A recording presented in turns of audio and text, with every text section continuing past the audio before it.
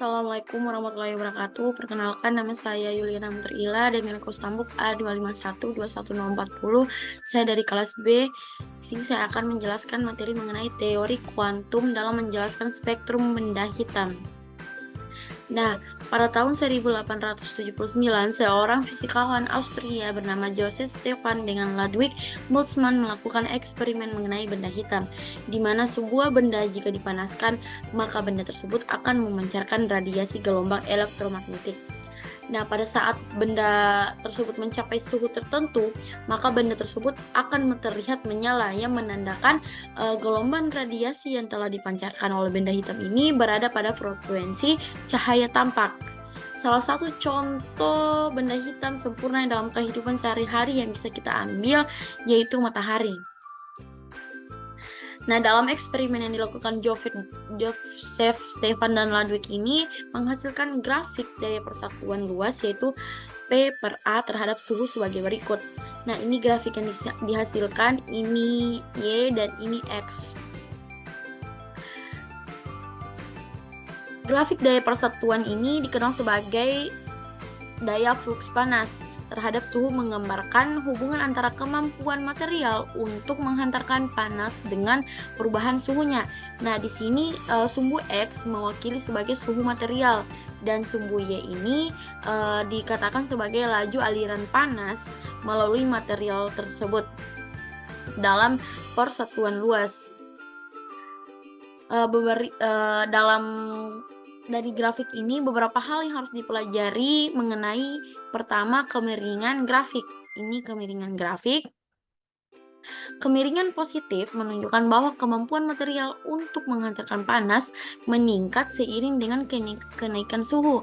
Sedangkan untuk kemiringan negatif menunjukkan bahwa kemampuan hantar panas menurun seiring dengan kenaikan suhu. Kemudian yang kedua, keadaan material.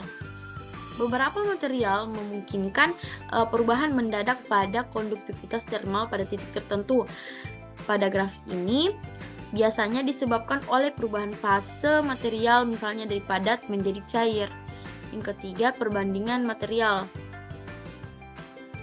Dengan membandingkan grafik daya fluks panas dari material ini berbeda pada skala yang sama, di mana kita dapat dengan mudah melihat material mana yang merupakan konduktor panas yang lebih baik pada rentang suhu tertentu.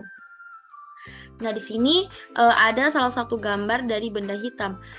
Di sini benda hitam ideal digambarkan oleh suatu rongga hitam dengan lubang kecil. Nah, ini ada lubang kecil di mana sekali suatu cahaya memasuki rongga itu melalui lubang ini, berkas itu akan dipantulkan berkali-kali di dalam rongga tersebut tanpa sempat keluar lagi dari lubang ini.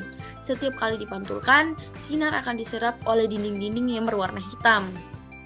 Ini benda hitam ini akan menyerap cahaya sekitarnya jika suhunya lebih rendah daripada suhu sekitarnya, dan akan memancarkan cahaya ke sekitarnya jika suhunya lebih tinggi daripada suhu sekitarnya. Sini ada kurva radiasi benda hitam yang dihasilkan, yaitu intensitas radiasi benda hitam terhadap frekuensi. Bisa teman-teman lihat. Nah, sifat spektrum benda hitam yaitu yang pertama ada kontinu, di mana spektrum benda hitam tidak terputus-putus melainkan seperti pita halus yang menunjukkan distribusi energi di seluruh rentang panjang gelombang. Yang kedua, tergantung suhu. Nah, di mana yang saya katakan tadi, semakin tinggi suhu benda, maka semakin banyak energi yang dipancarkan dan puncak spektrumnya bergeser ke arah panjang gelombang yang lebih pendek. Yang ketiga, karakteristik unik. Nah, setiap benda terlepasnya dari material tersebut, maka memancarkan spektrum benda hitam yang sama pada suhu tertentu. Nah, rumus dan hukum yang memandu. Di sini ada hukum Planck. Nah, rumus yang menghubungkan intensitas radiasi benda hitam dengan panjang gelombang dan suhu menjadi landasan pemahaman spektrum. Persamaan yang digunakan dari hukum Planck ini. Kemudian yang kedua, pergeseran Wien. Nah, di sini menunjukkan bahwa puncak spektrum bergeser ke arah panjang gelombang yang lebih pendek seiring dengan meningkatnya suhu. Persamaan yang digunakan yaitu ini. Nah, ini dilambangkan sebagai panjang gelombang tanda energi panjang maksimum yang dilambangkan dengan M. Nah, T ini dilambangkan sebagai suhu mutlak benda.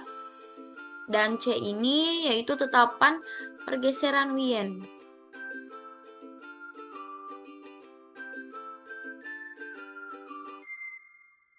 Nah, di sini ada contoh gambar spektral radiasi benda hitam pada temperatur yang berbeda. Ini grafiknya, di mana dari grafik ini menunjukkan bahwa pada setiap temperatur tertentu selalu terdapat komponen spektrum yang radiasinya paling besar. Nih. Di mana semakin tinggi temperatur benda, maka semakin tinggi pula frekuensi komponen spektrum yang radiasinya paling besar. Jika frekuensi komponen spektrum dengan radiasi terbesar itu dilambangkan sebagai Vmax, maka dari grafik ini diperoleh hubungan bahwa Vmax sama dengan T, atau Vmax sama dengan lambda T dengan A suatu tetapan yang nilainya sebesar 5,87 dikali 10 pangkat 10 K. Nah, di sini ada contoh soal di mana sebuah benda berwarna hitam memiliki luas permukaan 100 cm kubik 100 cm kuadrat dengan suhu 2000 K. Nah, apabila konstanta Stefan Blossom ini sebesar 5670 dikali 10 pangkat min 8, maka energi radiasi benda hitam yang dipancarkan oleh benda tersebut tiap satuan waktu adalah sebesar. Nah, di sini menggunakan rumus P sama dengan E